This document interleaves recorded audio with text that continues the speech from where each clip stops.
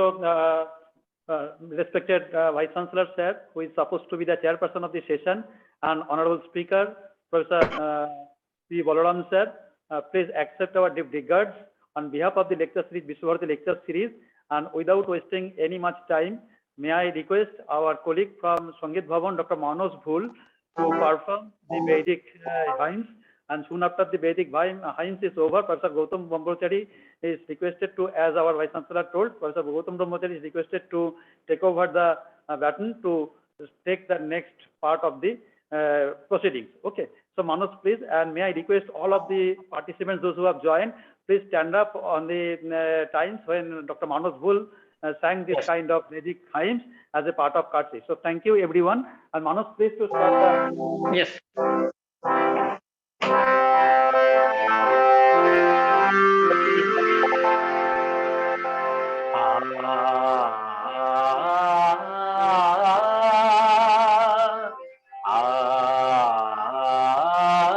Sangachadvam Sangvadadvam Sango Manamsi Janatam Sangachadvam Sangvadadvam Sango Manamsi Janatam Samano mantra samiti samani Samano mantra samiti samani Samanam manasah chittam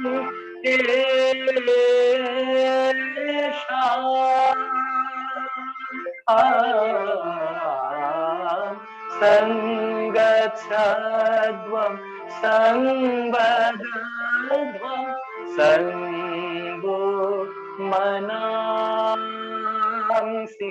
Janatam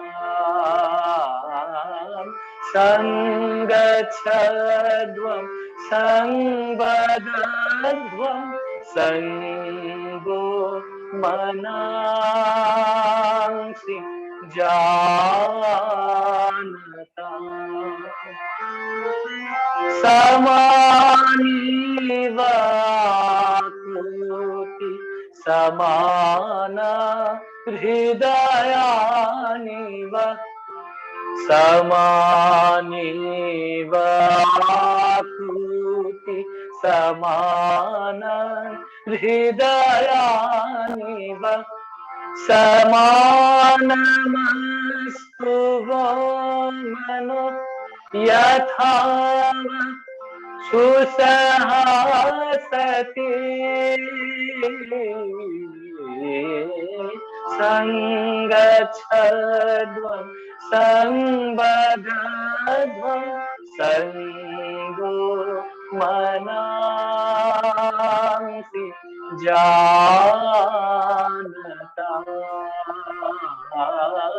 Sangachadvam Sangvadadvam Sango Manamsi Janatam.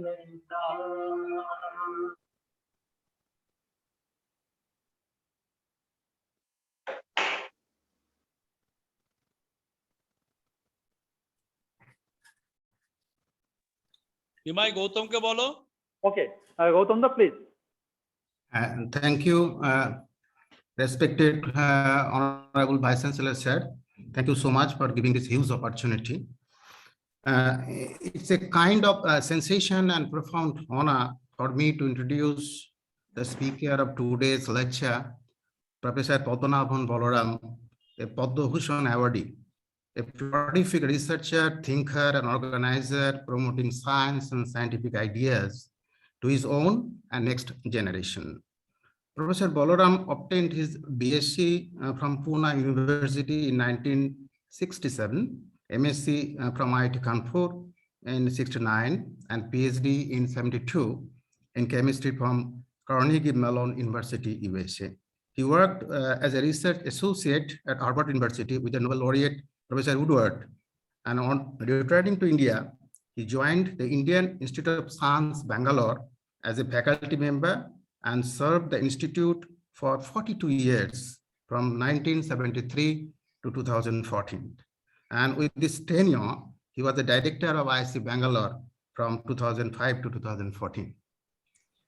Professor Balaram has made outstanding contributions to understanding the structure and function of voltage-gated transmembrane peptide channels and contributed extensively in peptide designing with alpha amino isobutyric acid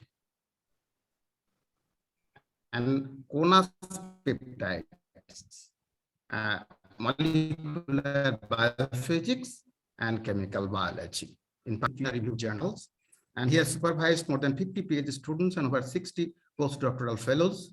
Professor Balaram is a fellow of all the 3 science academies of India. Professor Balaram served a handful of scientific journals as editor, associate editor, and editorial board member. Notably, he was the editor of Current Science, as you know, from 1995 to 2013, during which he authored numerous editorials on diverse subjects related to science and scientists. Current Science became extremely popular because of his brilliant editorials, as you all are aware of. Professor Balaram has delivered lectures extensively at different universities and institutes of the country, and he has also made significant contribution in the area of popularizing of science and scientific policy. Professor Balaram is a recipient of several awards and honors. Notable among them are Shanti Swarup Bhatnagar Prize in Chemical Sciences from CSR in 1986, Alumni Award for Excellence in Research from IIC Bangalore 91, the World Academy of Science Award in Chemistry 94, G.D. Birla Award for Scientific Research 94, and Distinguished Alumnus Award of IIT Kanpur 2000, Padma in 2002, and Bhushan in 2014. He served as a member of the Science Advisory Committee to the Indian Cabinet and Scientific Advisory Council to the Prime Minister. He is the recipient of the R. Bruce Merrifield Award 2021 this year of the American Peptide Society. He is currently associated with the National Center for Biological Sciences, Bangalore, as a DST Year of Science Chair Professorship. In Indian science, Professor Balaram is known as mentor's mentor for his exceptional thinking, analytical intellect, illuminating us over a quite long period. Today, Professor Balaram will illuminate his listeners with the currently most vibrating, scientifically and socially challenging issue, coronavirus. He will be delivering on reflection on chemistry and biology as 43rd lecture under Visva-Bharati lecture series as initiated by our Honorable Vice Chancellor. I firmly believe that from today's lecture, the participants were a mix of students, educators, teachers, researchers, health professionals, and others would gain significant information on the virus that led us into the severe pandemic. The lecture will also trigger considerable interest in the minds of students, and others will be interacting with Professor Balaram after the lecture. I request to post your queries in the chat box. And now I invite Professor to deliver his talk. Sir, please. I'll begin by sharing my screen. Yes, sir. And let me know if you see it.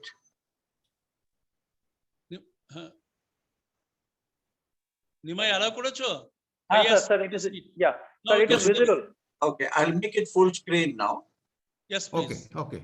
It is full. It's You not please full go yet. to slideshow. I'll go to slideshow. I've gone. It will come in a minute. Yeah, Yes, it's yes, come.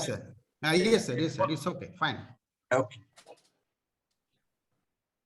First of all, let me begin by Please, thanking. can you fix your camera? We can see half of your face. You can see half of my face. Okay, is that better? Yeah, now it's like, oh, better. Yeah. Yeah. I'd like to begin by thanking the Vice Chancellor, Professor Chakrabarti, for inviting me, Professor Brahmachari for this very extravagant introduction, and also an apology for being late. I'm usually not late, but today I was held up in one of Bangalore's traffic jams as I was making my way back home, and hence delayed. The subject of my lecture to you today is really about chemistry and biology in the age of the coronavirus.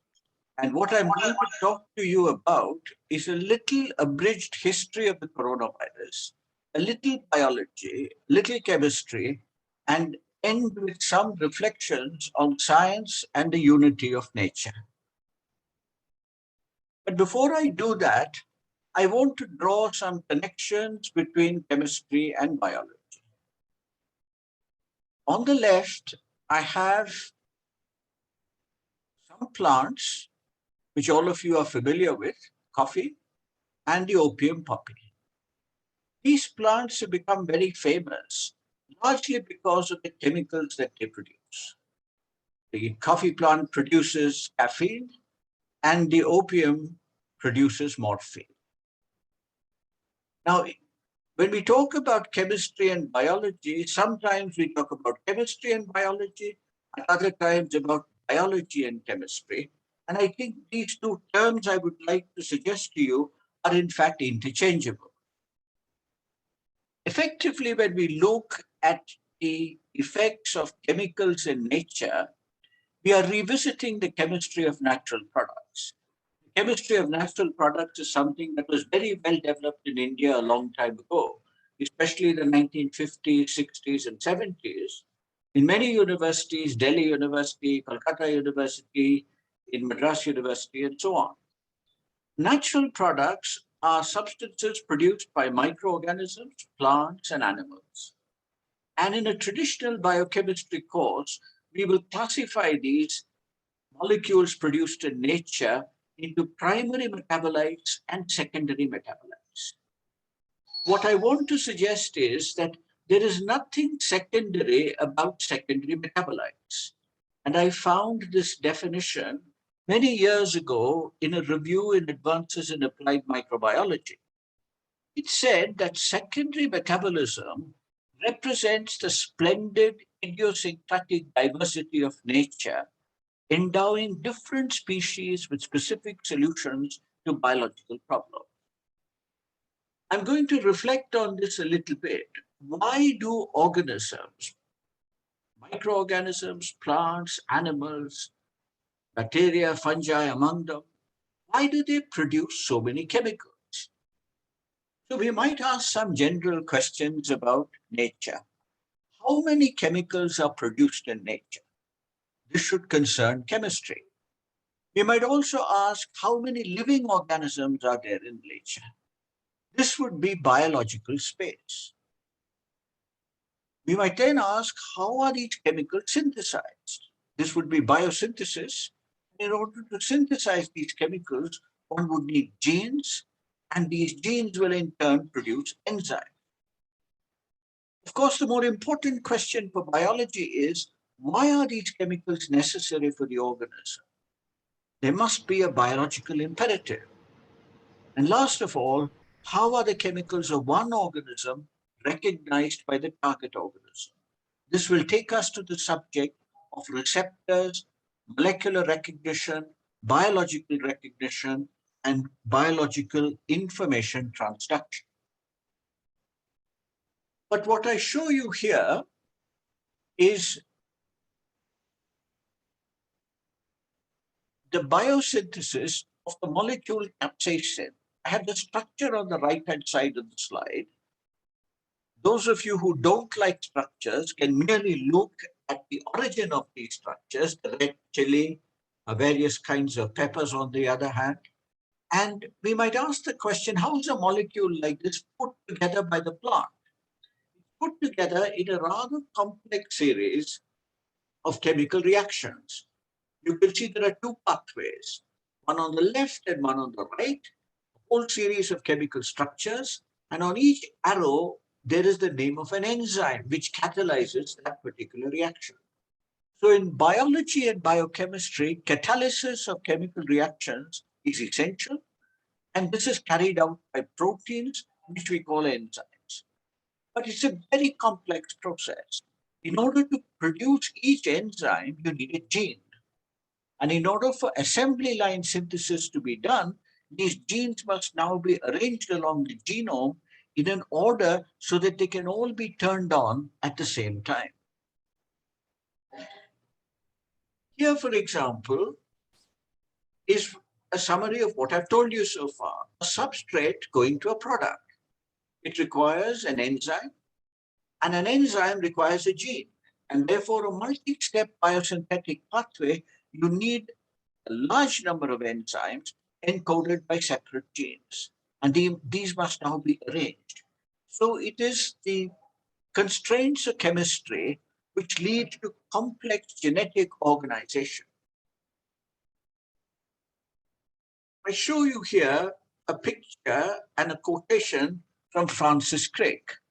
Francis Crick is one of the high priests of molecular biology and the man who, along with James Watson, produced the double helical structure of DNA. They did that in 1953. Not long after, in 1958, Crick said this. He said the main function of proteins is to act as enzymes. Then he said, it is at first sight paradoxical that it is probably easier for an organism to produce a new protein than to produce a new small molecule. That means the molecules I've shown you, caffeine, capsaicin, morphine, these are more difficult to make than to make a protein because you need to make so many proteins in order to make these secondary metabolites. He went on to conclude, there seems little point in genes doing anything else but protein synthesis. From this point onwards in the lecture, I'm going to tell you things that I learned during the coronavirus pandemic. Because when the first lockdowns came last March of 2020, many of us were confined to our homes and our rooms for the first time, and we were confined for several weeks. So all that one could do was to read. And I read this article in the New Yorker. The article has a very interesting title. Does hurting make us human? We all feel pain. And the question was, does this feeling of pain make us human? The article was based on an observation, the Scottish lady shown on the left-hand side of the slide. This lady had a very interesting characteristic. She had a very small range of negative emotions. She almost never felt unhappy. In addition to this, she was completely insensitive to physical pain. So after she'd had orthopedic surgery, she did not require any painkillers at all when she came out of anesthesia.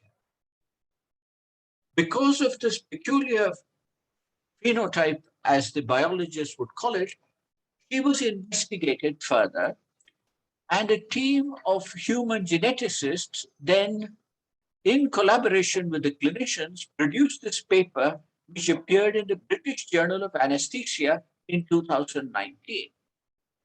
I'm going to explain this slide to you a little bit. Don't worry about if you see a scribbling which comes on one side of the slide, don't worry about it. That's probably either somebody's done it before when I was giving a lecture, or it's a virus which is now doing it. On the left side of the slide is the molecule anandamide. Anandamide is a molecule which you produce in your brain. Think about the name. At Visva-Bharati, you would of course immediately recognize that the name comes from Sanskrit. This molecule needs to be broken down into two simple substances, arachidonic acid and ethanolamine. But these are the very same substances from which anandamide is made. Arachidonic acid is a product of lipid metabolism. It's an oxidative metabolite. Ethanolamine is a constituent of biological membrane, phosphatidyl ethanolamine.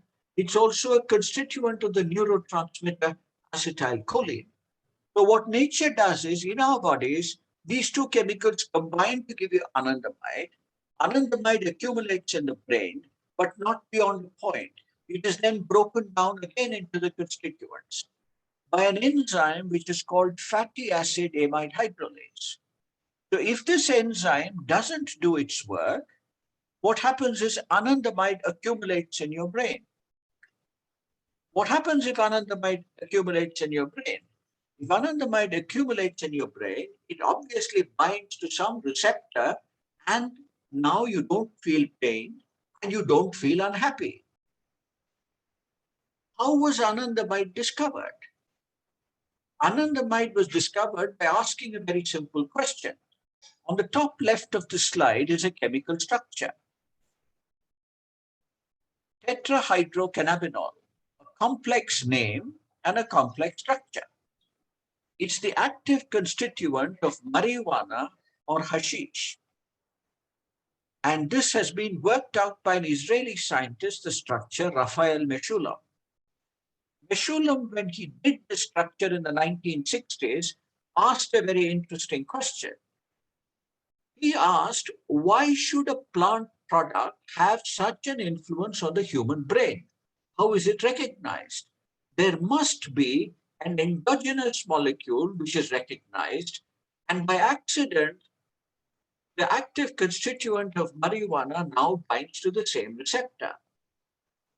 See, today it is the possession of marijuana which brings many prominent film stars and their relatives and so on into the public view.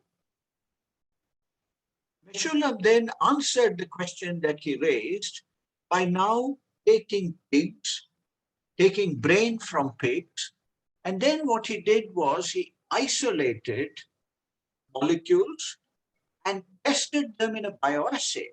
This slide summarizes the connection between chemistry and biology. Chemistry is on the left, where you determine the structures. Biology is on the right, left, where you now find receptors. This year's Nobel Prize for Physiology and Medicine, for example, was actually given for finding receptors which allow you, which control your senses. From 4.5 kilograms of pig brain, Meshulam isolated about 0.5 milligram of this active substance, whose structure he determined by mass spectrometry, which is shown here, and that turned out to be this complex molecule, and he gave it the name anandamide. He was asked by the press, why did you choose a name from Sanskrit instead of a name from Hebrew? Meshulam then said, we looked for a Hebrew name, but as you may well be aware, Jews are not very happy. We have a lot of words for being down and so on, but not so many words for extreme joy. I've introduced you now to many connections between chemistry and biology. I want to now turn to the coronavirus. We live in the age of the coronavirus. Last year, these pictures appeared of policemen in Secunderabad, of auto rickshaw drivers in Chennai, of cooks, chefs in Italy and France, who were all captivated by the image of the coronavirus. The pandemic's burden is now well known. Millions of people have died, very close now to 500,000 people in India, very close to getting close to 1 million people in the United States, and it will probably reach that figure eventually. And the virus appears to have originated in China. We must learn about the virus.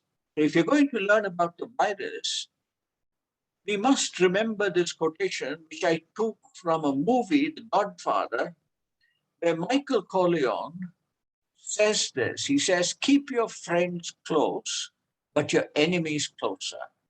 So you must understand your enemy much better than you understand your friends.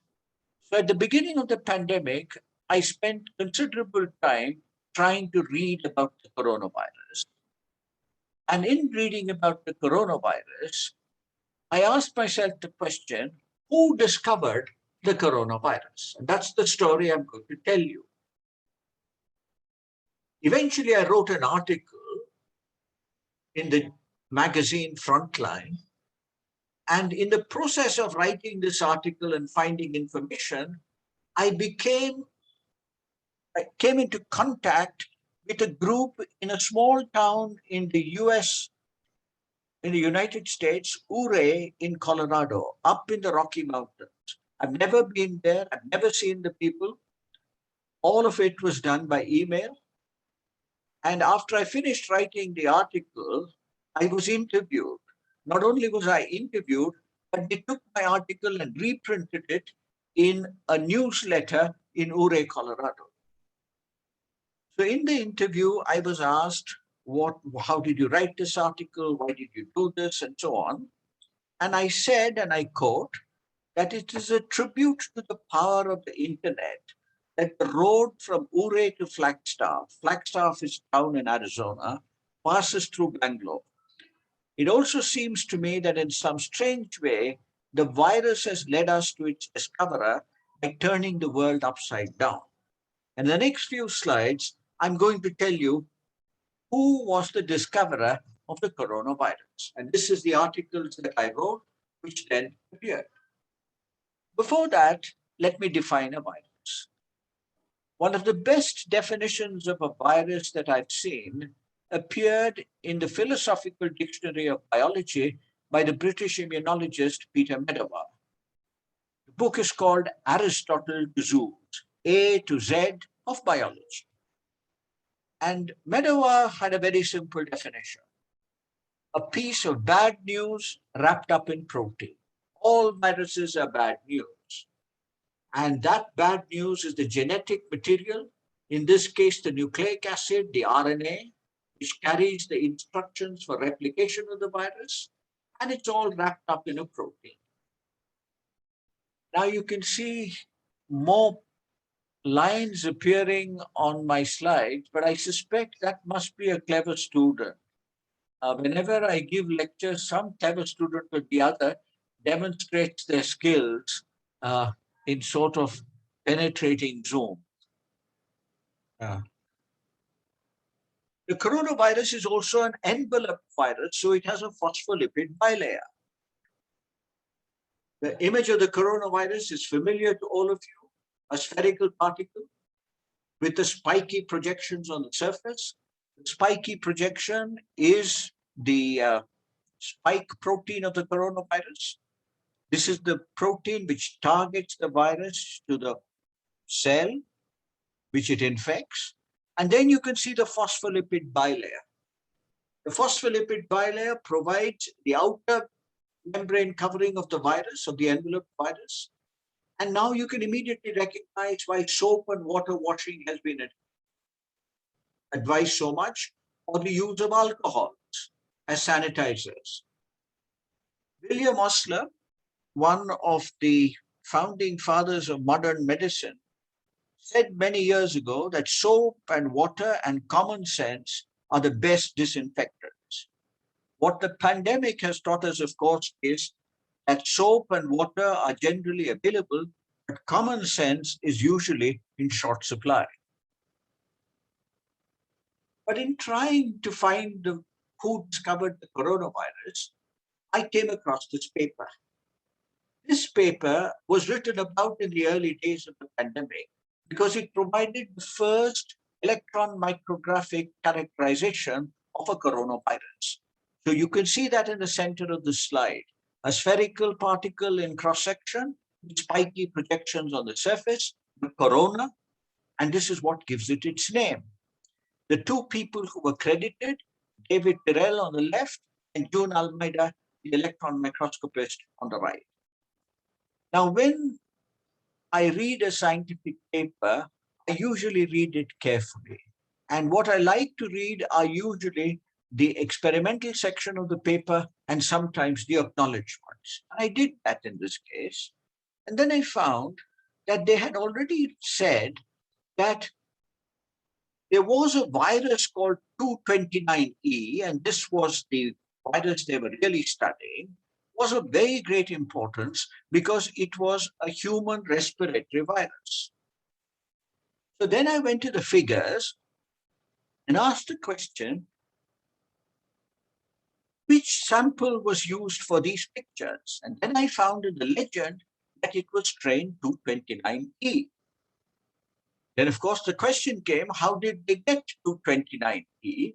And it says there, and I've highlighted in yellow, strain 229E of Hamre and Prochnow, 1966. And they thank at the end in their acknowledgement Dr. D. Hamre for the 229E virus. So Dr. D. Hamre must now be the first person to have actually isolated a coronavirus. So I went back to the literature and found, yes, there's a paper in 1966 in the Proceedings of the Society of Experimental Biology and Medicine, where you can see the first author is Dorothy Hamre. And then I found, of course, when I saw the name Dorothy Hamre, I realized it was now a lady. And I read the paper a little bit more and said that strain 229E is the first coronavirus demonstrated as a human pathogen. There were other interesting experiments in this paper. He showed that this virus was an RNA virus because it was not inhibited by inhibitors of DNA synthesis. He also estimated by techniques available at that time, classical methods, the size of the virus. And I put that in red here, 89 millimicrons or 89 nanometers in today's terminology. Can 229E be dangerous? Yes, it can. In 2018, there was a paper that acute respiratory distress syndrome was noticed in an adult, and it was because of strain 229E. This is 2 years before our pandemic. If you go back to the Almeida-Terrell paper of 1967, we've now seen the 66 paper, we go to the 67 paper, you find from electron microscopy, they estimate the diameter as 800 to 1200 angstrom, which is 80 to 100 nanometers, in perfect agreement with what Dorothy Hamre has done. So the first use of the term coronavirus in the scientific literature appeared in 1968 in this paper, not a paper, it's a news item in Nature. The editor of Nature says that a new group of viruses with the name of coronaviruses has been recognized. And the formal naming was in 1975. Now, if you look at the first note, you will find D. Hamre's name. If you look at the second, you will find D. Hamre has now disappeared. So I wondered, who is D. Hamre? What do you do today if you want to find something? You go to Google. If you go to Google, you can go to Google Scholar, you can go to PubMed. And so I did a search, and then I found that she had 40 publications in PubMed in the period between 1943 and 1972. So she was a productive researcher. And for those of you who may not remember your history, remember that 1943 was right in the midst of the Second World War. I went back with Google search and found that I could extend this period to 1941. And therefore, she'd already got her PhD by that time. And so just before the Second World War, those were the years of the Great Depression in the United States. And so I was intrigued. Here was a woman scientist who was getting her PhD in the years of the Depression and then had a productive 3-decade-long career. And she discovered the coronavirus. Why is nobody talking about it? So I looked for a photograph of her. So I went to Google Images and found that I couldn't find a photograph. I found some Dorothy Hamres, but they were obviously not the virologist And therefore, I did further searches. Eventually, I found a reference to her in a collection in an archive in the Northern Arizona University in Flagstaff, Arizona. So on the 29th of April, 2020, which is about a month into our lockdowns, I wrote an email. And I wrote an email to the curator saying that I'm interested in finding a photograph of a lady called Dorothy Brownlee, whose original name was Hamre. Brownlee is her husband's name. And there must be something in your collection, which is the Alexander Brownlee collection. Their collection had as many as nearly 2,000 slides and 1,000 prints and 3 photo albums. All of them were pictures of the wonderful scenery of the American South. But then the archivists got interested and they searched and searched, and eventually they found pictures of Dorothy Hamre and gave them to me, and I wrote the article with that. Eventually, I found that much of her work was done at the University of Chicago, and this is a picture of her, the top picture, University of Chicago. And she was an expert not only on coronaviruses, but also on influenza viruses and the rhinoviruses, which cause the common cold. David Tyrrell, I'm going to tell you about him in a moment. David Tyrrell worked in England and was working primarily on the viruses which cause common cold. Why was this? Because immediately after the Second World War, most of the loss of man hours in industry was because workers could not attend because they caught cold. So everybody was interested in getting a cold vaccine. Today we are interested in a coronavirus vaccine. A cold vaccine has proved impossible. And David Tyrrell was the foremost researcher on the common cold. He wrote a book called The Cold Wars just before he passed away. This book was published in 2002 and reviewed in Nature in 2003. And it describes how this work was done. Now, in India, when we complain about how to do research, the facilities that one needs and all, sometimes you draw inspiration from these stories.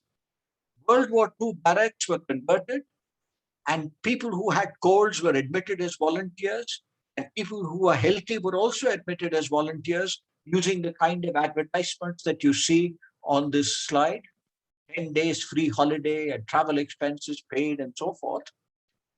And what he would do is he would take nasal secretions from infected people and put them up the noses of healthy people so that they would catch cold, then again collect nasal secretions, and then culture and get a lot of the cold virus. This is how much of the early research on viruses was actually done. In 1996, Tyrrell wrote a review, and this is the last review in the 20th century on the coronavirus. What he said was, coronaviruses cause acute, mild upper respiratory infection, common cold. So all of us have probably at some time or the other been infected with earlier versions of the coronavirus. The moment he said it causes mild upper respiratory infection, the research chapter on coronaviruses completely died down. And then in 2002, there was a mysterious case of an infectious disease in the Vietnam French hospital in Hanoi. And the government in Hanoi requested the World Health Organization to send them some help. And the World Health Organization dispatched Carlo Urbani, whom you see here, a remarkable clinician. He went there, realized it was a very new and very infectious disease, and extraordinary quarantine measures were imposed in Vietnam. On March 11th, and this is very few days later, Urbani himself began to develop symptoms. He was quarantined and died on the 29th of March in Bangkok.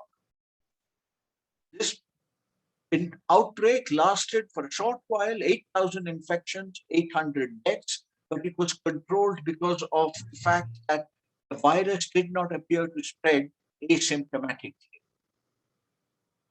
I'm going to come back again to the virus, but before that, a little digression into chemistry.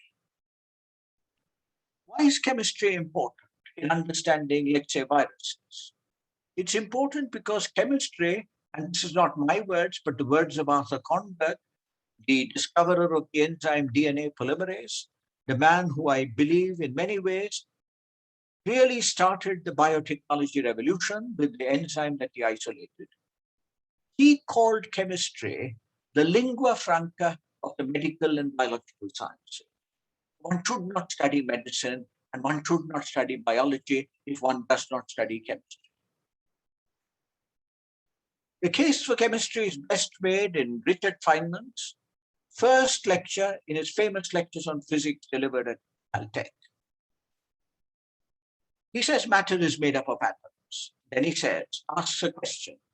If in some cataclysm, all of scientific knowledge were to be destroyed and only one sentence passed on to the next generation of creatures, what statement would contain the most information in the fewest words? He answers, I believe it is the atomic hypothesis or the atomic fact or whatever you wish to call it, that all things are made up of atoms, little particles that move around in perpetual motion, attracting each other when they are a little distance apart, but repelling upon being squeezed into one another. That's, of course, the dispersion force, the van der Waals curve, and so on. How do chemistry and biology differ? They differ fundamentally only in two things. One is in their length scales and the other in their time scales. So here I have on the length scale, for example, a carbon-carbon bond would be 10 to the minus 10 meters. On the other side, you might go all the way up to 10 to the minus 6 meters if you're looking at a bacterium or an erythrocyte cell. So it's length, dimensions, and also the speed with which motions are taking place. The importance of chemistry is wonderfully illustrated in this cartoon. You have this gentleman here doing a crossword puzzle, and he asks the lady sitting by his side, what's a 9-letter word for biotechnology? She promptly answers, chemistry. I would add that if you ask a question, what is a 9-letter word for material science, which is the basis of, say, nanotechnology today, the answer would once again be chemistry. Now, chemical structures, some of which I've shown you, are the alphabets of chemistry. Many people don't like chemical structure. Many people also don't like mathematics, because chemistry and mathematics are two disciplines for which you need to learn a language first before you learn the discipline. Physics and biology are somewhat easier because physics relates to real everyday activities. Newton's laws of motion are easy to understand. Mechanics is easy to understand because you see movement all the time. Biology you experience in your day-to-day life and in your own bodies. So it again is something that you intuitively relate to. But chemistry and mathematics appear a little bit more abstract. And unfortunately, one needs to learn organic chemistry if one wants to appreciate biology. But politicians have always learned what chemistry means in English. And for example, I will here only quote the Prime Minister. I could have quoted another 10 politicians. He says, chemistry defeated arithmetic in the 2019 polls. This is the importance of chemistry in human interactions. And in the case of biology, the interactions between molecules are all determined by chemistry. What are the foundational pillars of chemistry? The foundational pillars of chemistry, and I've chosen them. You could choose different ones. Mendeleev, and his periodic table, which illustrates diversity. Wohler, his famous synthesis of urea from ammonium cyanate, illustrating the unity of chemistry. Boltzmann, a physicist, but he's the one who gave us the idea of dynamics, the motion of matter, atoms, entropy, what causes heat, and so forth. Boltzmann's critically important for understanding dynamics. And of course, Pasteur, who gave us structure. Pasteur gave us many other things. He's the founding father of microbiology in many ways. He gave us the first vaccines. Nevertheless, some of his most fundamental work and early work was in organic stereochemistry. So if you ask about matter, you will see that nothing around you, no matter which you hold in your hand, is anything other than chemical. Where does this matter come from? It, of course, comes from the stars when the Earth was formed first. And Jacob Bronowski, who did this marvelous BBC series in the 1970s and later produced a book, he says, in all the stars, there are going on processes which build up the atoms one by one into more complex structures. Matter itself evolves. And then the most important in my word sentence. Word comes from Darwin and biology, but it is the word that changed physics in my lifetime. The word evolve. He talks about how carbon is formed. Carbon is essential for organic chemistry. Carbon is essential for biochemistry. He says carbon is formed in a star when 3 helium nuclei collide at one spot within less than 1/1,000,000th of a millionth of a second. Less than 10 to the minus 12 of a second. Every carbon atom in every living creature has been formed by such a wildly improbable collision. You can't put it better than this. When you think about life, think about this. Life is an extremely improbable event. We will now return to the virus and then go to biology. After the first coronavirus episodes of 2002-2003, a great deal of research was done. Much of what we know today about coronavirus 2 is because of this work which was done in the period between 2003 and 2016-17. New techniques of electron cryomicroscopy had come by this time, and particle diameters could again be estimated, 82 to 94 nanometers. You can see Dorothy Hamre's original estimate of 89 nanometers lies right there. It's a true tribute to the powers of classical experiments done by skilled experimenters. Yet, Dorothy Hamre died completely unsung. And even in this new pandemic, when everybody has heard about the coronavirus, its discoverer needed to be discovered by some obscure person sitting somewhere in India. Many things about the dimensions of the virus are now available. We know all about the virus. We know all the proteins in the virus. We know the entire genome sequences of the virus, everything. What does the virus have to do? The virus has to recognize a human cell, bind to it, and eventually enter. Are these processes understood? They're extremely well understood. From classical work done on influenza virus, on the influenza virus hemagglutinin. These pretty pictures that you see at the bottom of the slide is the work of Don Wiley, Steve Harrison, and so forth. Remarkable work. The same ideas that you use now in understanding coronavirus membrane fusion. So the virus has to bind to a target, and then afterwards the membranes have to fuse, and the genetic material has to go in. So we must understand the virus in atomic detail, in total chemical detail, and that's also been done. Because of the earlier work which has been done on SARS-CoV-1, papers appeared very quickly in the literature, which gave us the complete structure of the spike protein.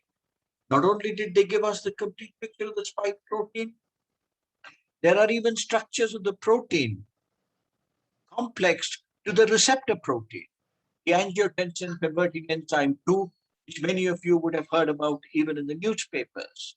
Today, many of the abbreviations on the slide, ACE2, CoV2, these are all known to people who bother to read newspapers because there are many articles. So we know much of this in atomic detail now, the very same atoms that Feynman talked about. Why are they important? Because you need to understand this for therapeutic and vaccine design. We've got away with the first generation vaccines. The question would be, will we need second generation vaccines, third generation vaccines, if the virus modifies itself even further? Now look at the pandemic's evolution. The first wave peaked in September of 2020. The second wave in India peaked in May of 2021. Below is the United Kingdom. It had the first wave, the second wave in 2 waves, and still something's going on in the United Kingdom. We don't know whether there will be another wave in India. But if you look at the mutations which have happened, and I'm going to tell you a little bit about mutations, I would argue that one of the mutations which I've listed there, one specific amino acid residue changing to the other, aspartic acid to glycine, which is D614G, drove the first phase of the pandemic. And I was infected in the first phase of the pandemic. The mutation proline 681 to arginine 681, which is the third mutation in red, has driven the second phase of the pandemic. So we understand many things about what has happened from the first phase to the second phase. We might now ask the question, are viruses living? I show you 2 articles. One says there are 10 reasons to exclude viruses from the tree of life, which is pictured on the top right of the slide. There are 3 branches in the tree of life: bacteria, archaea, and eukarya.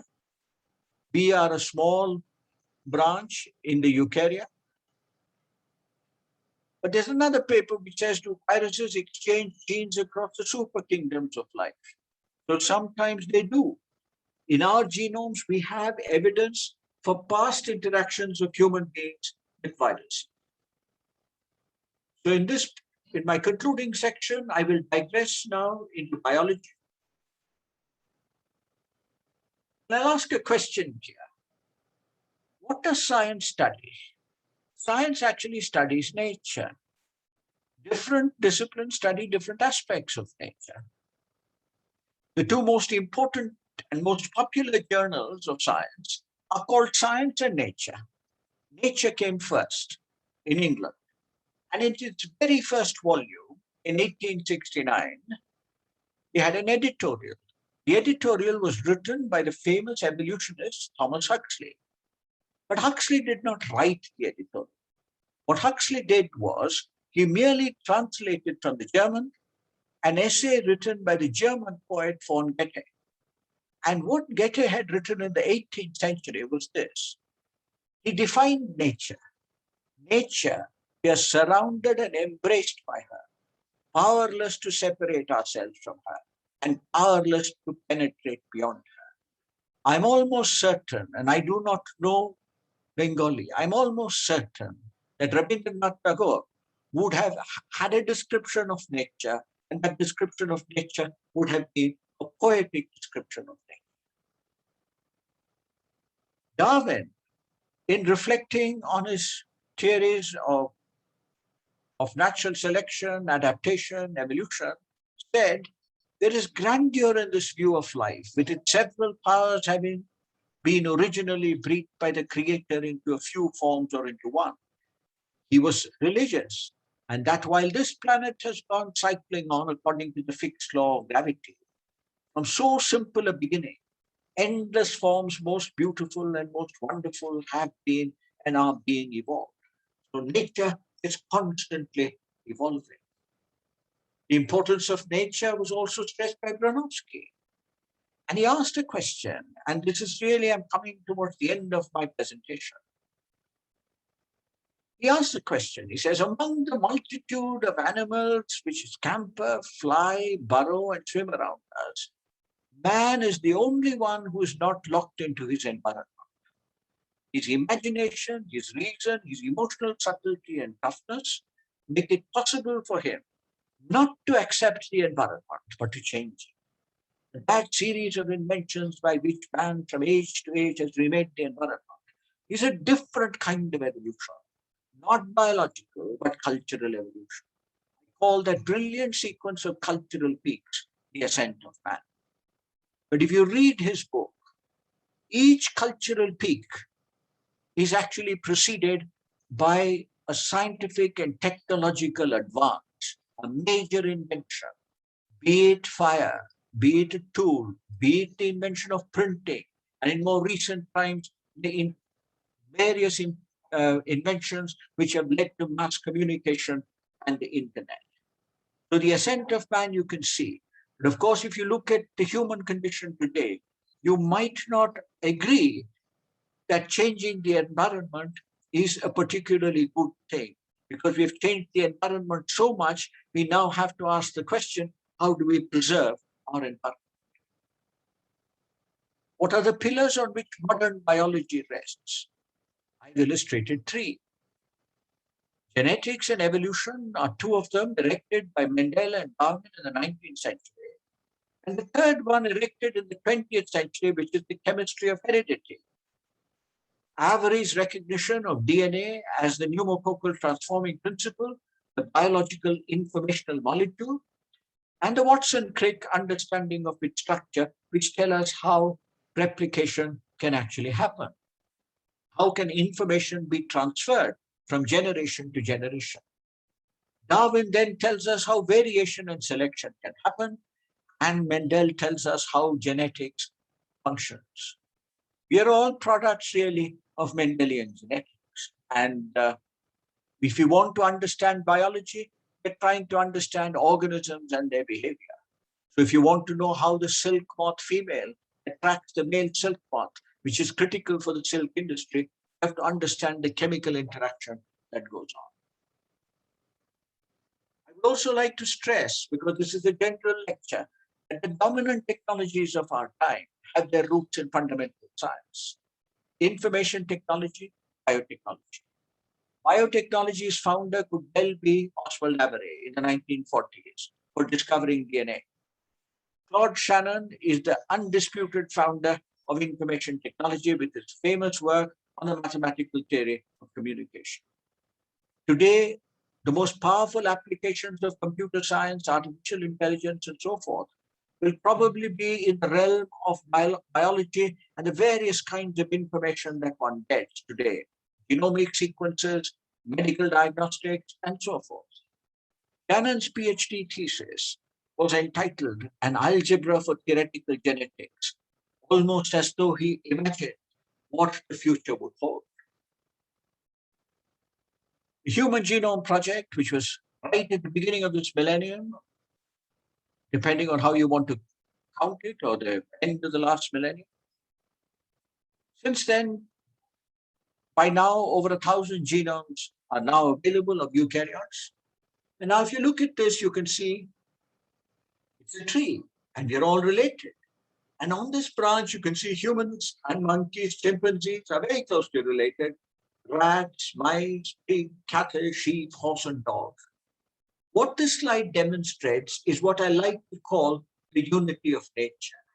Now, for example, when we have violent disagreements on the basis of religion, for example, pigs, cattle, and so forth, what we forget is one thing, that human beings constitute a very, very small branch of the total evolutionary tree.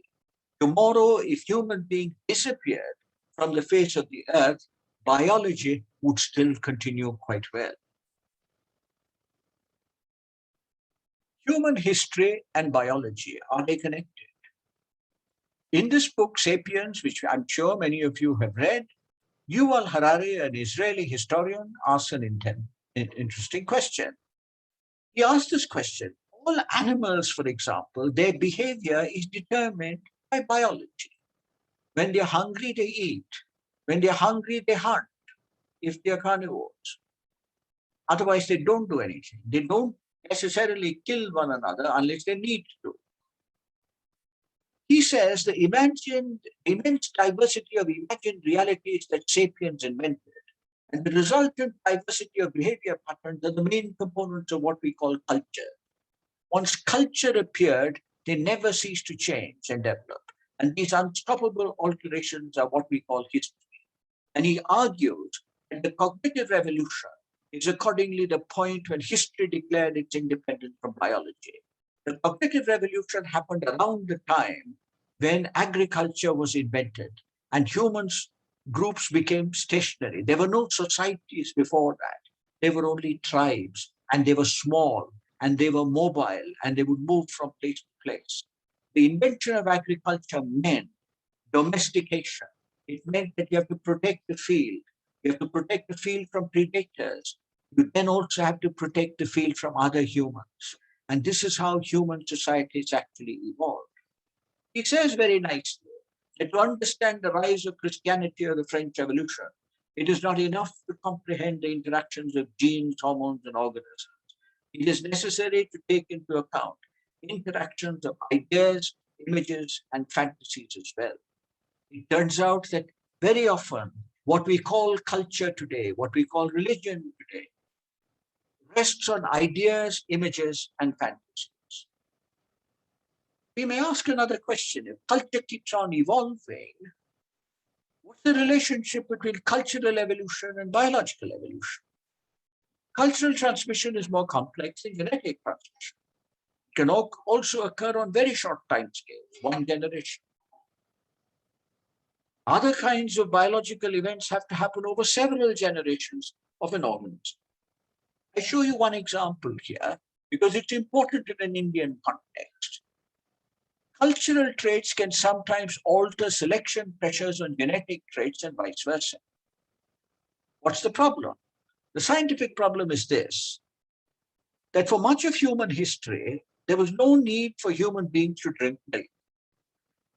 They had only mother's milk. All mammals only drink mother's milk, and after a short while, they're weaned from mother's milk. They don't need mother's milk anymore. This is because if you want to digest milk, which is lactose, the chemical structure that I showed here, it has to be broken down into glucose and galactose. You need the enzyme lactase. Now, there's a gene which produces lactase, but this gene is turned off during human development, during mammalian development. Therefore, there's no lactase after some time. Therefore, you can't digest milk. How did human beings then learn to digest? They did this because after the cultural practices of cattle domestication and dairying came on, people began to drink this.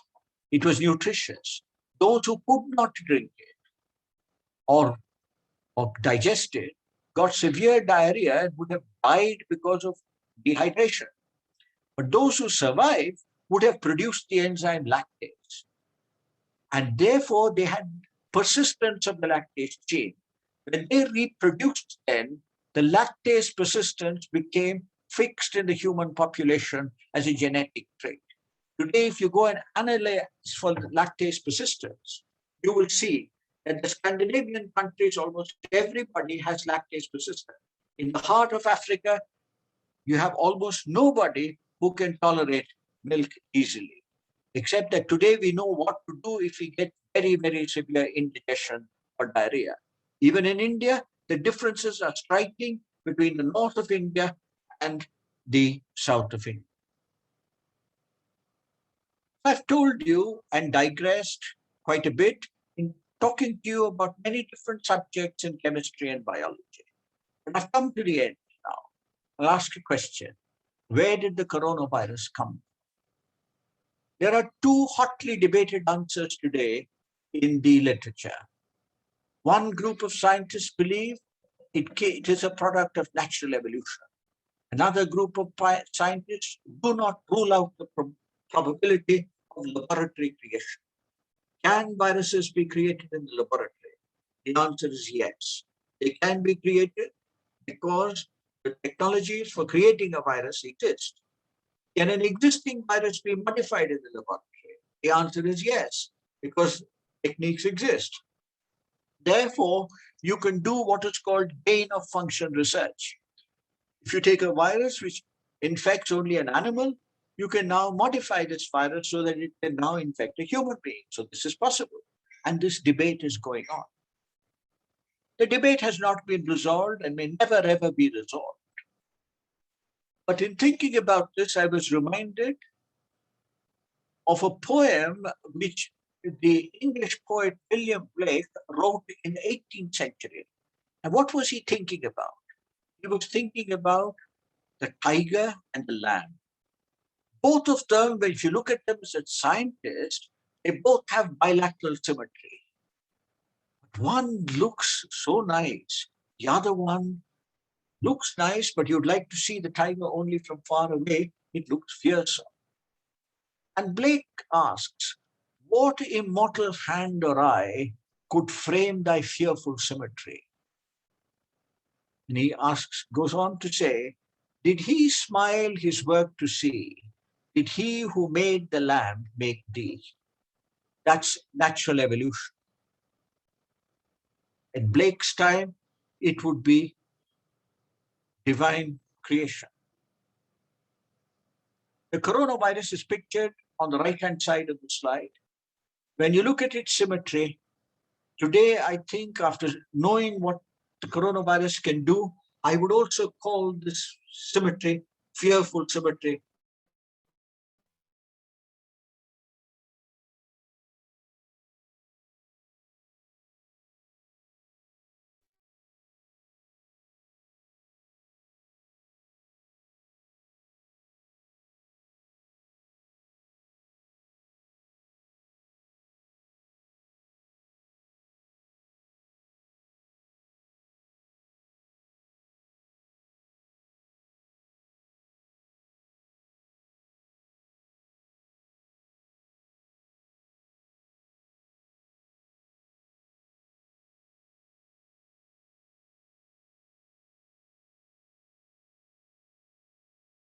In Blake's words, with natural evolution there.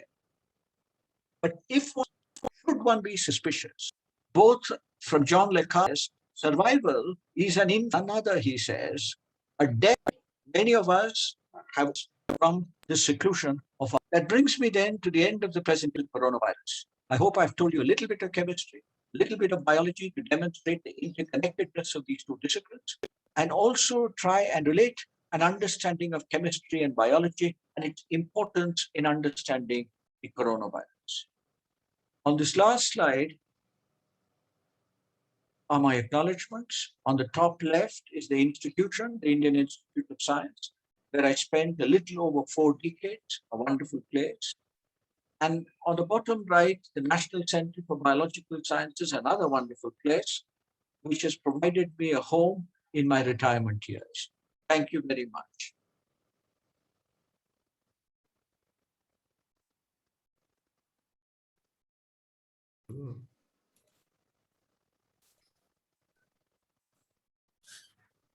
Thank you, Professor.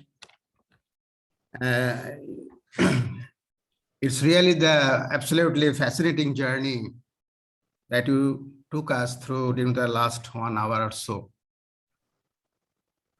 The close relationship of chemistry and biology has been beautifully traced with the secondary metabolites, as you mentioned, from the plants are generated via biosynthetic pathways with the help of various enzymes.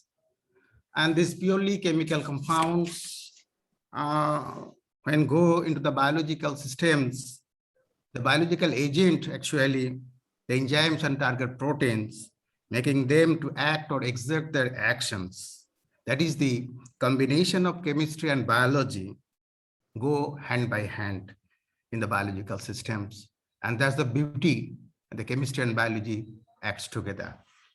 So this has been a very lucid description encompassing the diverse aspects of this deadly virus, starting from the history of identifying the virus, its chemistry, biology, transmission, mode of action, and engineering, keeping chemistry at the central subject.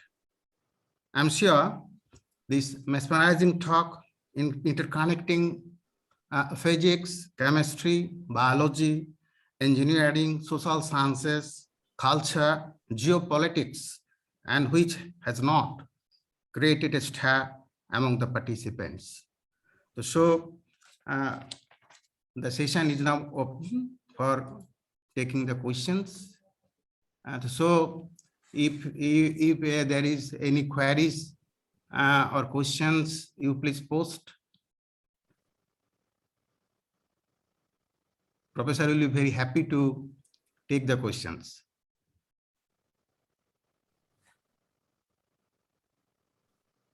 I can initiate the question answering session, sir. As we come to know from this particular discussions that the evolution of this virus actually, evolution is very important in all aspects. The virus is a deadly fashion, creating a pandemic because of its evolution. By its spontaneous mutations, either be nature promoted or genetically bioengineered, followed by leakage to the nature by anyhow. Which is a matter of conflict, no doubt, and do not know the exact answer as you already traced. But suppose the outburst is simply a natural phenomenon. Then, sir, what is your opinion on the assumption that many more deadly microbes may outburst in the near future, owing to the slow but steady disruption of natural balance around us? I mean to say the impact of various environmental issues, including increasing levels of pollutions, coupled with the global warming, depleting the ice surfaces of Earth poles, thereby unhiding many things. So is there any threat to the human beings all over the world on Mother Earth to be affected by some other deadly microbes in the near future? What is your opinion, sir? This is something that all people who work on zoonotic disease are concerned with, that the impact of environmental degradation, climate change related phenomena may in fact lead to the emergence of new animal viruses which infect human beings. But I suspect that this is a slow process and maybe not on the kind of timescales that we are thinking about. What has contributed to the current pandemic, I would imagine, is this viral strain has been extraordinarily transmissible. And while it has affected many, many people, it has also a very large number of infected people are asymptomatic. And once people are asymptomatic, the disease spreads fast. It is not, if you think in evolutionary terms, it's not advantageous to the virus to kill the host organism. It is advantageous to the virus where the host organism and the virus both now live in happy equilibrium, are multiplying away. So a very deadly virus, you would immediately put a stop to it with drastic measures. This has happened in the case of Ebola, for instance. On the other hand, I suspect this virus was not left lots of people unaffected, with the result that it spread wherever it originated. Modern travel takes the virus to every population in the world immediately, almost. And you can see now there were maximum number of flights from Wuhan to Italy, because there are a lot of projects which the Chinese are doing in Italy. And the result is Italy was one of the worst and first affected. Even in India, a group of Italian tourists and students who came back from Wuhan were the ones who originally had the virus. But it had spread by then. It took a couple of months before we knew it was there.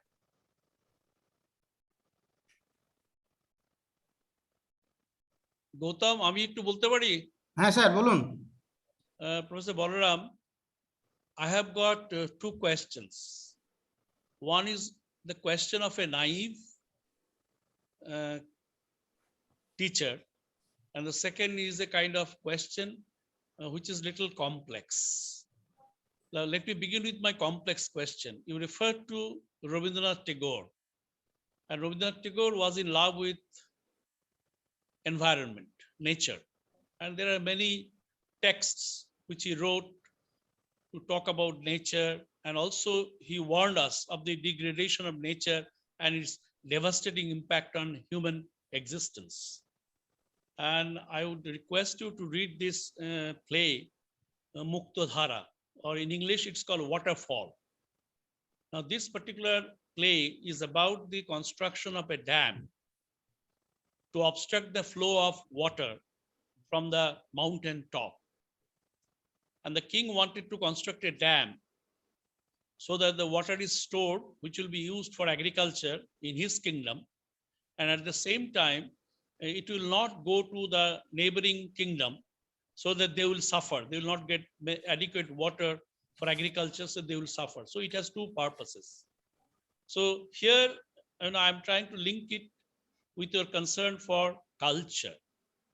So the culture happens to be an important component of protection of nature. Now, I'll give you a concrete, contemporary example, and I will seek your advice.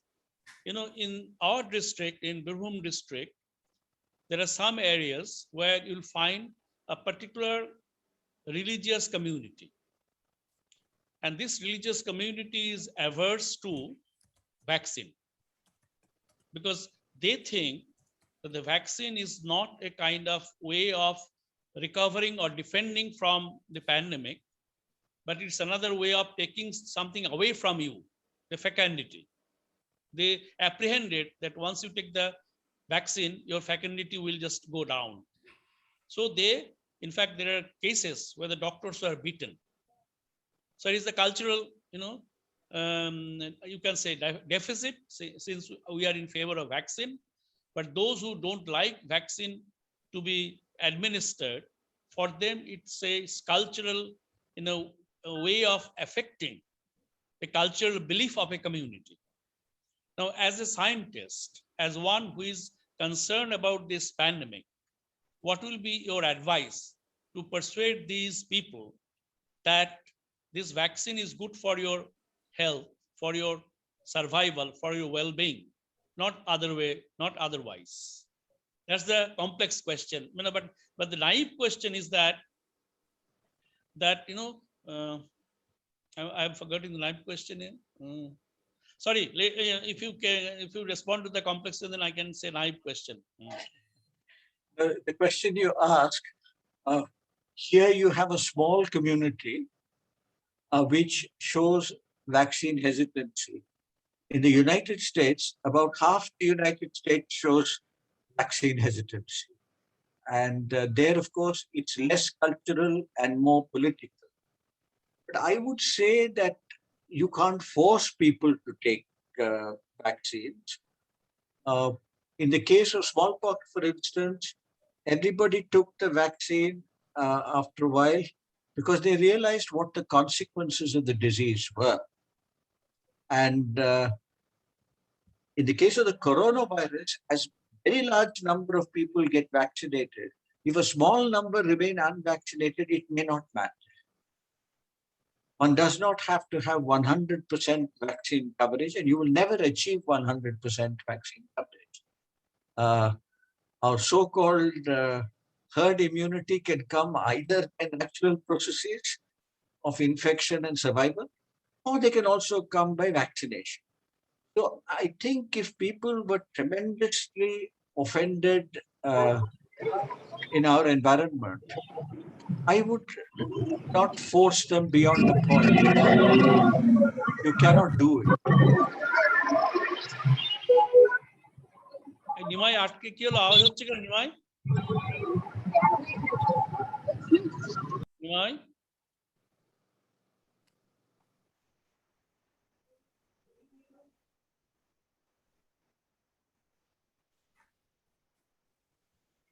Gautam? Now it's Sir. okay. Yeah, Yes. it's Sir, okay. Yes, please Professor continue. Balaram. Sir, Professor Balaram? Yeah. Yes, please continue. So what I was saying is I would not, in today's situation, if it was a small number of people and a small localized community, I don't think you will be able to force them to get vaccinated against their will. Will it cause any damage to the larger group of people around them? I suspect not if everybody else decided to get vaccinated. We need at least about 80% of the people to be vaccinated. Yeah. Well, in that case, since you leave it with the people's conscience, and especially in a country like India, where conscience, doesn't appear to be very, meaningful on occasions, I don't know whether we'll be really free from this kind of deadly virus at all.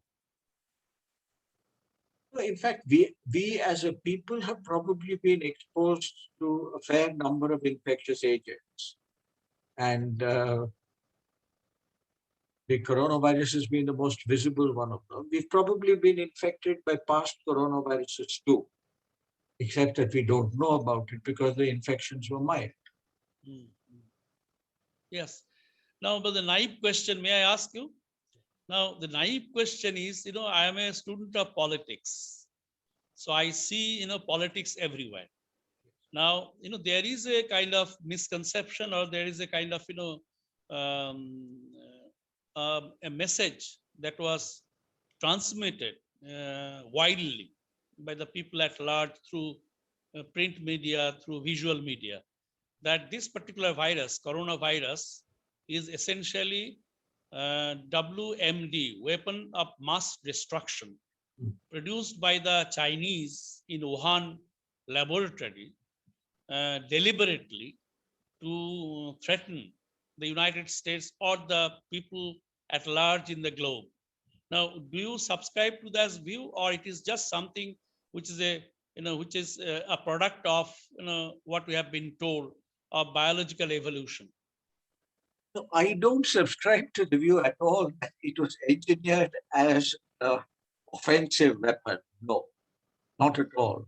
The debate that is going on is whether a laboratory experiment which can be done was done under conditions where the virus escaped from the laboratory. Mhm. That's all. It's not, the experiment can be done, but we still don't know. You see, if you want to engineer a virus, you must have a template. Nobody has found a template.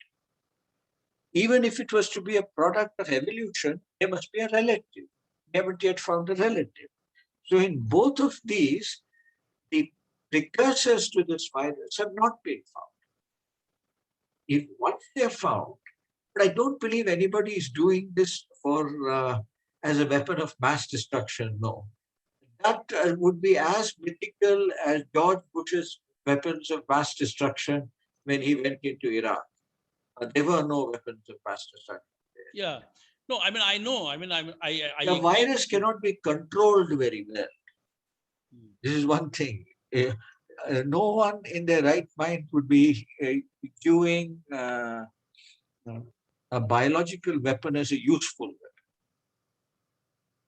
It's No, a but Professor Balaram, you just qualified your answer. You said no man in the right mind. I doubt. I'm asking. I'm raising question on that expression. How no. many of us are Yeah, in the right mind? I don't think the capability to do the kind of engineering needed is there outside one or two laboratories. Okay. And it turns out that one or two of those laboratories are in the United States itself. So, and who have been working on the so-called gain of function experiments. No, I know I am very kind of skeptical. You see, being a student of political science, that's what I have been taught. That unless and until you are skeptical, you cannot get to the bottom of the issue.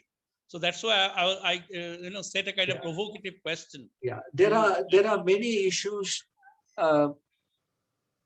which you are not going to get to the bottom of. Mhm, mhm, mhm. No, And I know. I understand. Yes, Gautam, any question? Gautam, Nimai? There is a Yes. question asking. Yes, I have Yes, one Gautam. question. Yes, one question. Someone asked, sir, natural evolution we can mimic in laboratory. So laboratory creation of such deadly viruses, should it be banned?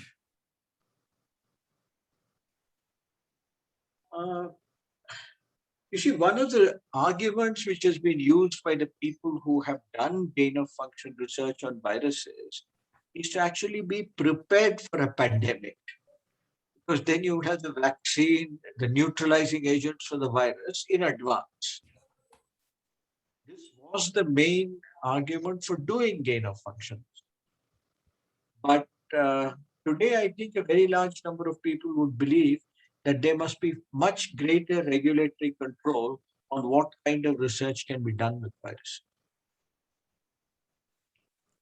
But all of this debate is only in the United States. In most other places, we don't have the capability to do. Thank you, sir. Another questions I have, Professor Sudipto Moitro from Zoology. He has asked, he commented, it fascinates me often the bioengineering involved through which microbes, newly evolving, or newer chemicals evolve to mimic the natural ligands to modulate key receptor mediated action to cause disease or loss of physiological homeostasis. If I can reword the question, I think what you're asking me is whether microbes which coexist with us will now produce small molecules which will bind to specific receptors and cause problems. Now, of course, this can always happen. My favorite example, of course, is a very old example that is not with a virus, but with another microorganism, a bacterium. This is Vibrio cholerae, which was done in Kolkata only by Shambhunath Dey. For example, he discovered cholera toxin. Now, at the time when he discovered cholera toxin, neither he nor anybody else knew what the structure of cholera toxin was, but they knew it was a toxic molecule. Eventually, it was found out the toxic molecule which now had a receptor. And all the work that's been done subsequently on G protein coupled receptors, etc., has come subsequently from that. That's a remarkable example where there's already a toxin being produced which is going to use an actual receptor. In diarrheal disease, there are many bacterial toxins which are produced which affect a natural receptor. But I think the question which Dr. Maitra is asking, maybe a slightly more complex question. Would we now get small molecules produced by microorganisms to now initiate some other disease? Some kind of metabolic disease or something by, I don't know of an example really like that. But it's entirely possible that, after all, many molecules which are chemically synthesized and turned into the environment cause cancer, for instance. So many carcinogens are man-made molecules. So there's no reason to suppose that you can't have natural molecules. The idea that natural molecules only do good is wrong. Natural molecules are also sometimes very toxic.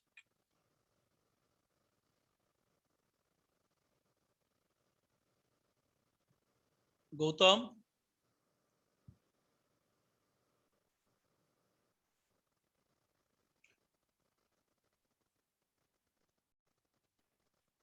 Yes. Ah. Yes, sir. You rightly traced the issues. So I do not find any more queries. But one thing, sir, I traced to explain to the students and the general listeners that you very vividly described the structure, the chemistry of coronavirus, the spike protein and the bilayer protein. So use of soap, why it is so it will be very nice why we are using the soaps, detergents, so that the breaking the coronavirus structures actually. So perhaps soaps and detergents and some common sense actually, mixing and other things can protect us. If you say in your own voice, it will be very much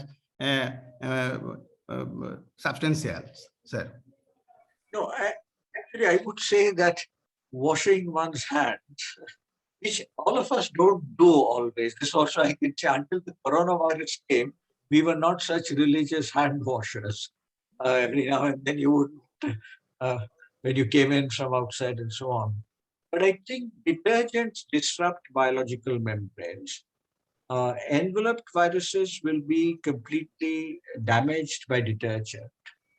They'll also be damaged by alcoholic the sanitizers which people use. But the soap is much easier than a sanitizer. And I don't see any reason why people should No? worry. I mean, personal hygiene probably is good for your health as well as other people's health.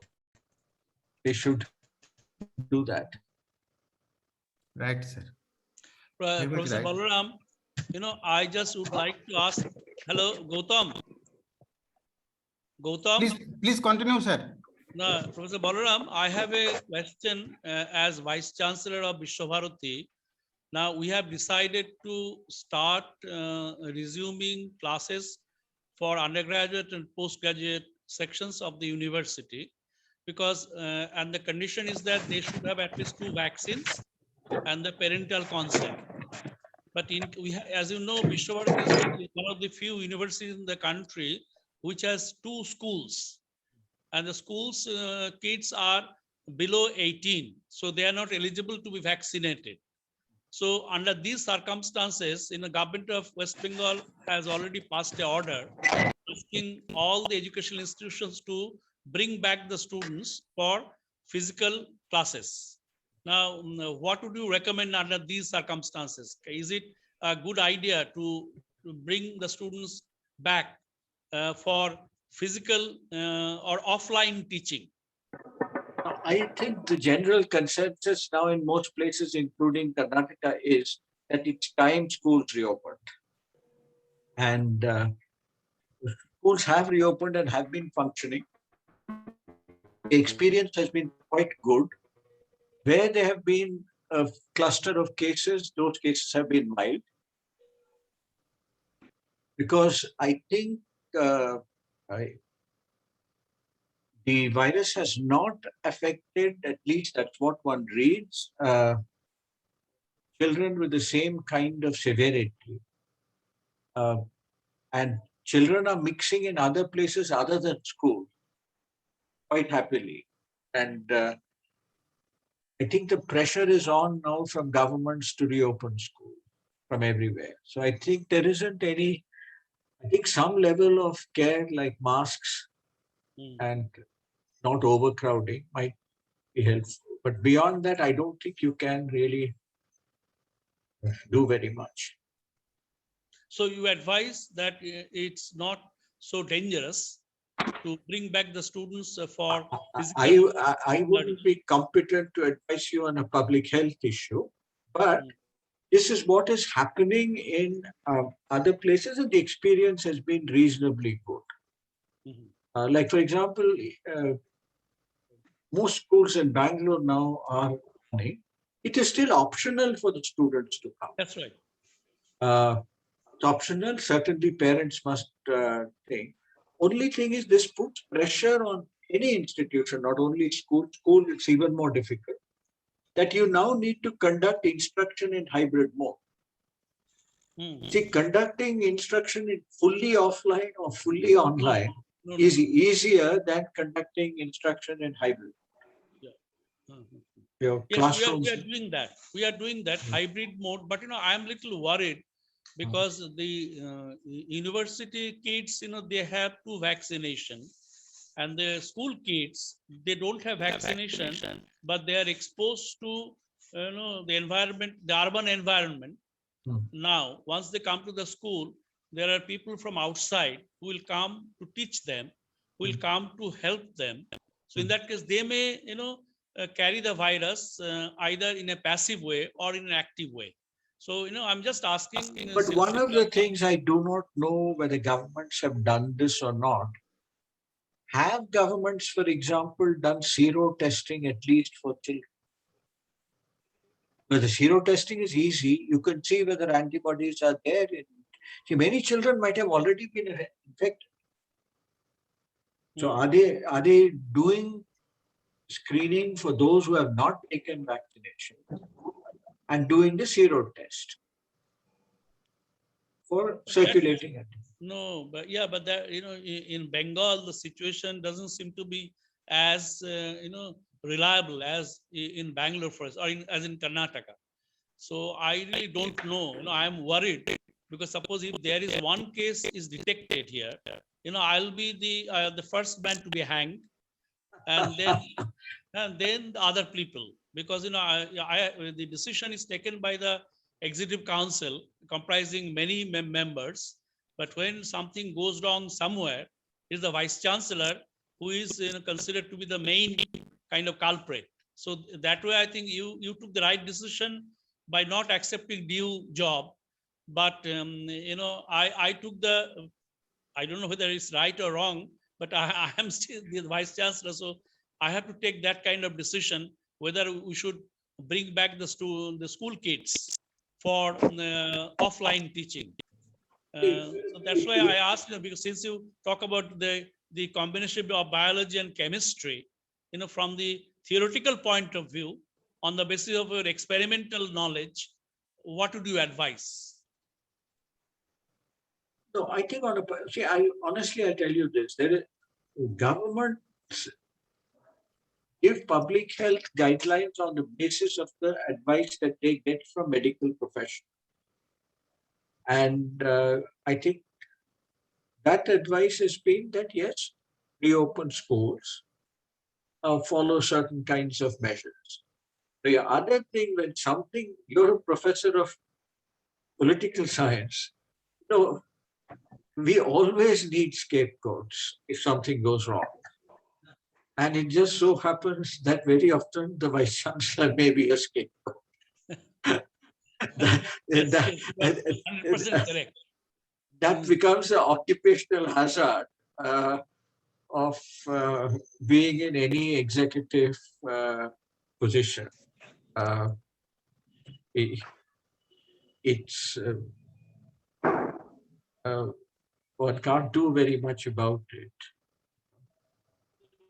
But as you said, it depends on the culture of the area where you work or where you hold executive position. I'm sure you didn't encounter this kind of problem when you held the position of directorship at the Institute of Science, Bangalore. Oh yes, it also depends on the political milieu of the environment, the history, or the local history of the environment. And therefore, different places in India are react differently to the same kind of situation. Gautam, is there any question? But I can only say one thing, which in conclusion, which I didn't say in my lecture, Professor Chakravarti. That is one thing the coronavirus, there's only one lesson that the coronavirus pandemic has taught us. And that is that biology trumps both politics and religion. No political system in the world handled the coronavirus. No religion was able to handle the coronavirus. So biology is a force which one must respect. So it's a leveler. You have to respect. Yeah. Thank you for your kind advice and very well thought out argument, which has really empowered me to defend in case there is any problem once the students comes back. Thank you, Professor Balaram. Thank you. Gautam, Just one, we can take just only one question from one of our students, Sanchari, from chemistry MSc. She is asking, sir, understanding of which biomolecules more precisely and accurately would help us to head towards a more balanced medical infrastructure to defend any kind of pandemic in future. In the chat box, you can see. In respect here, Sanchari, I would say, if we use the SARS-CoV-2 as an example, we need to know every aspect of its chemistry in order to understand it well. That is, we need to understand the genome. We also need to understand every protein which it has produced. Why is the protein there? What is it doing in order to produce the virus? It's only this understanding which will tell you where can you interfere most effectively. For example, after the almost 2 years of the pandemic, the first drug against the pandemic has still not really reached the market. It's there in the newspapers. There is talk about this in the United States. It's not going to come still routinely everywhere for a while. Now, whether it will work well or not, also one doesn't know unless it is used. So I don't think, I would say understand all biomolecules which are there in the virus is a simple organism because it doesn't have a lot of metabolic activity. It uses the host cell to do every biochemistry. It has no metabolic activity at all. I will conclude by answering a question like this. I asked whether virus can be thought of as a chemical or the virus can be thought of as a living organism. It actually turns out that the virus inhabits what I call a no man's land between chemistry and biology. Now, the virus could even be a crystalline substance outside doing nothing. But once it infects a host cell, it can subvert the host cell machinery to produce more viral particles. Therefore, it is actually parasitic in nature. It uses the host cell to do it. Right. Very much right, Sanjari. You learned very well. So, thank you, sir. It's a great experience for me and all of us, I can say. So, thank you, sir. And now, over to our Honorable Vice Chancellor, sir. Gautam, before your Vice Chancellor says, I once again, in conclusion, I apologize very much for starting late. No, sir, it may happen sometimes. It may happen. You did not mention it. You are already mentioned. Therefore, it's our pleasure. It's our honor to listen to you, to talk with you. Sir, Honorable Vice Chancellor, sir. Please unmute, sir. Unmute. Professor Balaram, as you can make out that I am overexcited because for the first time in my life, I have so many friends in both biological sciences and also chemistry. And some of you may know because they're all working in Delhi University. You mentioned that Delhi University is one of the leading departments in so far as chemistry is concerned, including the Professor Padma. Now Professor Asak Prasad is doing good work, I'm told. So there are many, Gurmeet Singh, who is now the Vice Chancellor, left chemistry altogether. So I have got, good number of friends in the science faculties.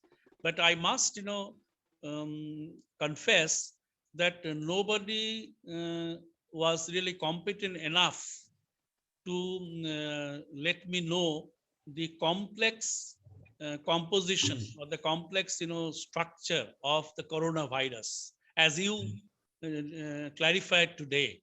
I mean, after today, if somebody asks me what is a coronavirus, then I can of course acknowledging your contribution, say very clearly what does it mean. And also my skeptical political science colleagues and students can mention very firmly that it was not a created virus. As you said, it was not actually a weapon of mass destruction made deliberately by one particular quote unquote superpower to teach other powers a strong lesson. So these are the from these two angles you have taught me well. And as I am a good student, so I took it very seriously.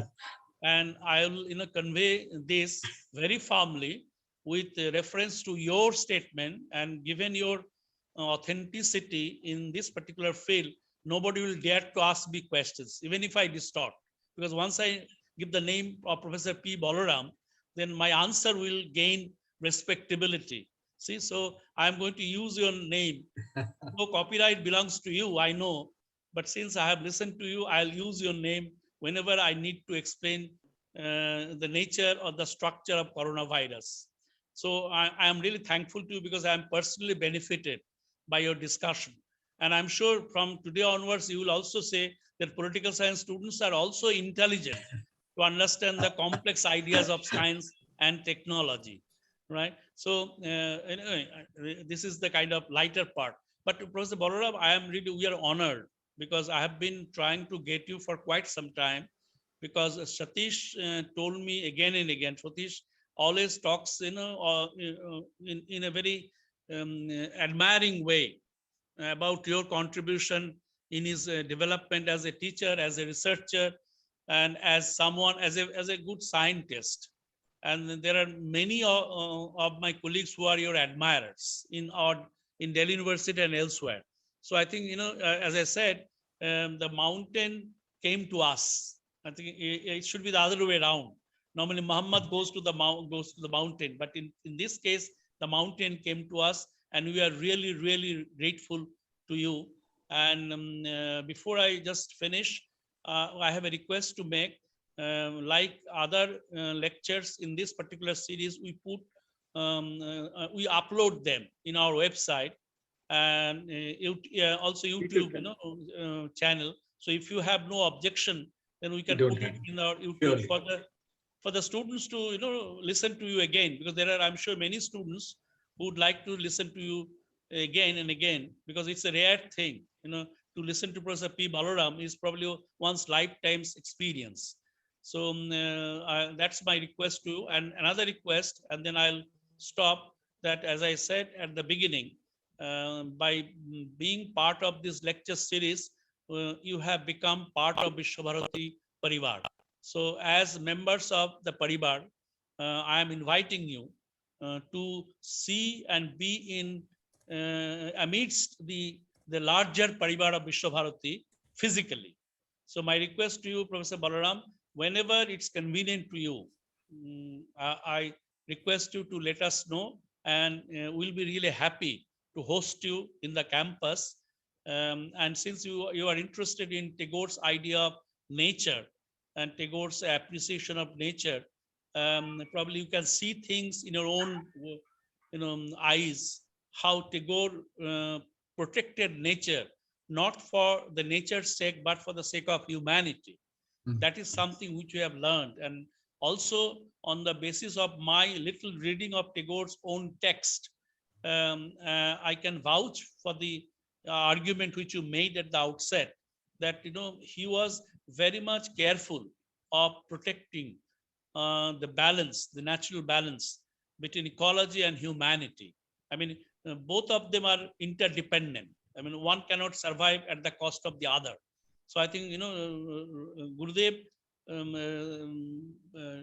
devoted a great deal of his energy to sustain this kind of balance in Visva-Bharati.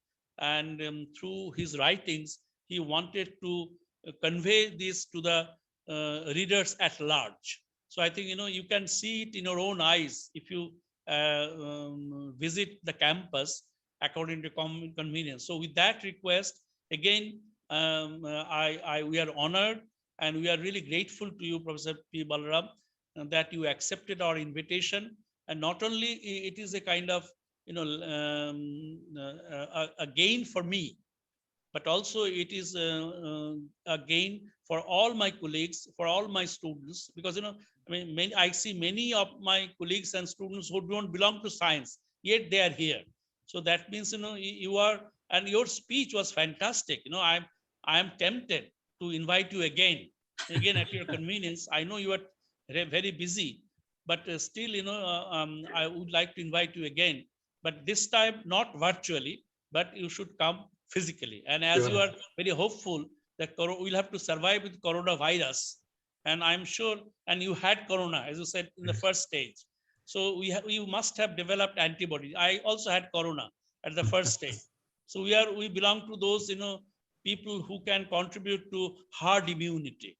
So given, the herd immunity, probably you will have no fear of being, targeted again by coronavirus. So I think, with these words, I again, extend my invitation, warm invitation on my behalf and also on behalf of Visva-Bharati. So Professor Balaram, please take care of your health. I pray to God that you contribute to humanity the way you are doing, and also please extend your, support and blessing to Visva-Bharati's colleagues and researchers, because that is most important. Thank you very much, Thank you. and God bless. Thank you. Thank you very much. Thank you. So, sir, may we leave from the meeting? Yes, please. So Professor Yeah. Balaram, you can leave. We are leaving. Okay. Thank you. Okay. Thank you, sir. Good evening, everyone.